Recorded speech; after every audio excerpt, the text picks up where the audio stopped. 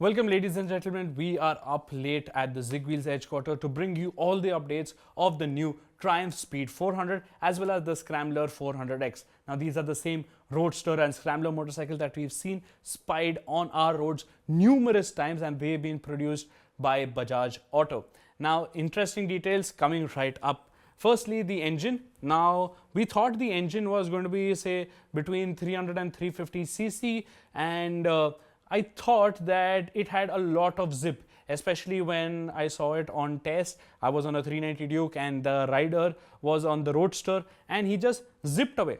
Now I finally know the reason why, because it's not a 350cc motor, it's a 400cc motor, 398cc to be precise. Now this motor is making 40 PS and 37.5 Nm, but it's not a super revvy motor, so peak torque is made at 6,500 RPM and peak power is made at 8,500 RPM. So it's not free revving or peaky like you would expect a KTM engine. And before you even ask it, no, this is not going to be the same KTM engine that you'll find on the upcoming 390 Duke. But more so, this is tuned differently. This is tuned for a torquey, soulful riding experience, which Triumph motorcycles are typically known for. And hence you also get a 6-speed gearbox, which should aid in its highway riding abilities. In that sense, Triumph is known for its sophisticated riding experience, and even the Bonnies for that matter, they might look old school with their old school engine, but they do have a lot of electronic aids. So this bike has ride-by-wire, and that unlocks switchable traction control, a rudimentary version of traction control where it is only on or off, but it's a good aid to have nonetheless, especially for a bike which has around 37.5 Nm on torque at hand. The Scrambler 400X also gets switchable ABS. The Speed 400 doesn't have, the Scrambler does have, and that is because when you're going soft roading and you wish to slide in dirt or stay in firm control of the bike, you can switch the intervention off at the rear. And in that sense, that's a good healthy amount of electronic rider aids. Thankfully, there is no mechanical quick shifter like we've seen on the KTM Dukes. Now coming to the styling of these motorcycles, so the design of both the bikes is quintessentially Bonneville-like. Now they are members of the Bonneville family and each one stays true to its genre. Now the Speed 400 stays true to the Roadster genre, whereas the Scrambler 400 is a Scrambler. Not a full-blown one, but more of an urban Scrambler. Starting with the Speed 400, now this bike has typical Bonnie elements, so you get a round bulbous fuel tank which is around 13 liters, a round headlight, LED which has distinctive Triumph elements, and it looks a lot premium. You get brush metal elements like the headlight nacelle, the headlight mount, and even the throttle body covers. Well, they are not fake carburetor ones like we've seen on the larger Bonnies, but they still do look premium. More so, you get more typical Triumph elements here like the triangular side panels. Now they look something similar to what we've seen on the Speed Twin 1200. And it also gets bar end mirrors. Now that is also a touch from the Speed Twin 1200. And overall, this sort of Bonneville Roadster or a modern Bonneville Roadster design language filters down quite nicely onto the Speed 400. If you're talking about ergonomics, now this bike has a good Roadster ergonomics, so a very accessible seat height of 790 mm. Even the seat for that matter has a nice ribbed texture to it. It's a single piece seat for the Speed 400. The bars, you have to reach a little bit to the bars to get them. They look nice and wide, and the foot pegs seem to be neutrally placed. Now it weighs 170 kilos. Now that's around 10 or 11 kilos lighter than the Hunter 350 and certainly a lot lighter than the Classic 350. How does it fare against the Classic or the Hunter? We'll get to that later on once we get to ride the bikes. But coming to the more rugged bike, which is the Scrambler 400X, and overall the design sort of remains similar to the Speed but make it a bit more rugged. So the LED headlight, well, that gets a headlight grille. It gets knuckle guards, even the end can. Now it's not the single stubby end can like the Speed 400, but it gets a dual barrel end can and it's pointing upwards slightly more. So it has slightly better water wading capabilities. Now this design is not a full-blown Scrambler like one, so no side-swept exhaust so as to not alienate the Indian buyer just as yet. More so, it's sort of a gateway into the world of scrambling, gateway into the world of Triumph's scrambling heritage. And in that sense, Even the ergonomics for that matter are sort of fit for scrambling, but they are a lot taller. So the seat height has gone up by 45 mm. It's now 835 mm. Plus the seat, it's a split seat setup here, not a single piece seat. The ground clearance has also gone up from the Speed 400. Triumph has not given us an official figure, but we figure because of the extra suspension travel and the larger front wheel, the ground clearance too is better in that sense, and it gets taller handlebar risers, which brings the controls closer to the rider. And the weight, now it's 179 kilos, so 9 kilos extra over the Speed 400 doesn't seem that much a lot, and in that sense it's also lighter than most of its rivals. Coming to the features part of it, yes, it's got electronic rider aids, yes, it's got LED lighting all around, but in that console, that looks a pretty meh. Now don't get me wrong, I'm not all for color TFT dashes. I do like a good semi-digital layout, but that analog part of it, it's a speedo, not a tacho. So you don't get the revving sensation that you get on, say, something like the Pulsar, where the needle rises as you rev. In fact, the tacho on this is a very small unit, and you'll probably not even notice it when you're on the road.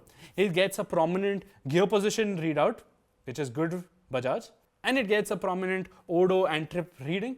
Even the bar type fuel gauge is neatly placed, and you also get a clock. Now, a more hands-on experience, we'll get that on 5th July when the bike is officially launched in India. So hit the subscribe button for when that video drops. In that sense, are you a little disheartened by the electronics on offer? Would you have wished for, say, Bluetooth or, say, turn-by-turn navigation on this bike? Do let me know that also in the comments. Getting to the hardware part of this bike, now this engine is the same. The chassis also is the same. What is different is the steering head angle. Now the steering head for the Speed 400, that is a little more relaxed than the Scrambler, and you would think why, but you will see the steering geometry of the both bikes. So the Roadster, which is the Speed 400, it might have a slightly more relaxed rake angle, but the wheelbase is tighter, significantly tighter. So you expect it to be handling much better. And in that sense, even the components for that matter, a USD fork and a preload adjustable monoshock, well, technically they are same, but the suspension travel on both bikes is different. So on the Speed 400, suspension travel or wheel travel as such is, I think, 140 mm at the front and 130 mm at the rear, whereas on the Scrambler is 150 mm at both ends. So 10 and 20 mm more in that sense for the Scrambler 400X. Also, wheels make a difference. So the Speed 400 is running on 17-inch wheels, alloy wheels at both ends, and they come wrapped with Metzeler M9RR tires. M9RRs on this sort of a motorcycle? Well, Triumph is certainly going the whole hog. But I think that's only going to be there for the international spec model. For India, we might just get Pirelli Diablo Rosso Sport tires that we've seen spotted on numerous test mules on our Indian roads. And to be honest, the M9RRs would have just jacked up the asking price to another extent, and the Pirellis seem a more cost-effective alternative. The Scrambler 400X, now that's running on a 19-17-inch alloy wheel setup, and thank God it's running on alloy wheels and not spoke rims, because spoke rims, tubeless ones, would have been super expensive. And if you just gave spoke rims, then it would not be a tubeless setup, and you know, alloy wheels, punctures, fixing on that will be far simpler. It's running on Metzeler Karoo street tires, which are certainly a little bit better than the Metzeler Tourance dual purpose tires that you might find on the KTM 390 Adventure. But how are they to actually ride and experience is when we officially get the bike to ride, maybe the Scrambler 400X, that's sometime around August. So it's still a while to go for that. Now braking, that's also different on both motorcycles. Triumph has employed a 300 mm front rotor on the Speed 400, and the Scrambler 400X gets a 320 mm rotor. Thankfully, the caliper remains the same, 4-piston radially mounted caliper, and the rear disc brake, which is a 230 mm disc, is also the same. And like I mentioned at the start, the Speed 400 gets dual channel ABS, the Scrambler 400 gets dual channel ABS, but it is switchable, so you can turn off the intervention at the rear wheel. Finally, the price.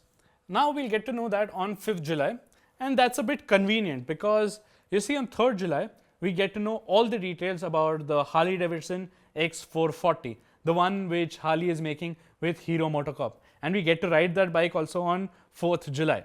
So expect the review video of that bike to go sometime in the first week of July, so hit the bell notification icon for when that video drops.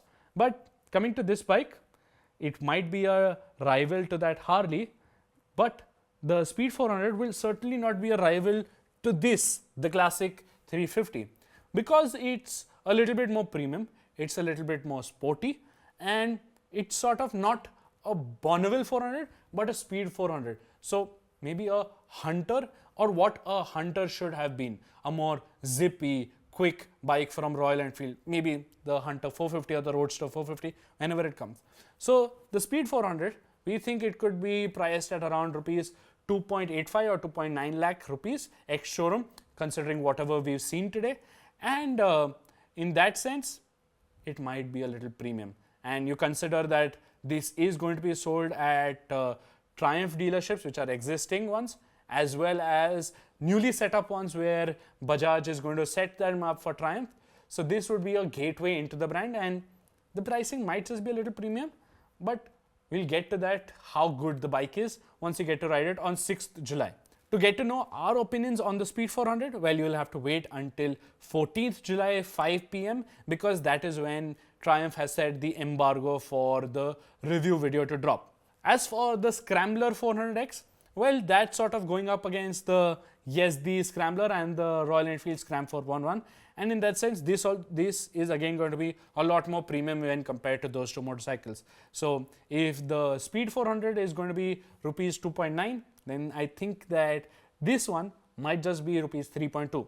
But hey, who knows, Bajaj might do a Bajaj and offer these bikes at far lower prices and considerably surprise us, and that would be a welcome surprise. But when do we get to ride the Scrambler? Well, that's going to be a little while later, perhaps towards end July or August maybe. And yeah, we are itching to ride both the motorcycles, but we'll get our hands on the Speed 400 first. So what would you like us to cover in our first ride review of that bike? Do let me know in the comments below. There might be some more interesting pieces with these Triumph motorcycles coming your way shortly. So don't forget to hit the subscribe button as well as the bell notification icon. And finally, I can call it good night.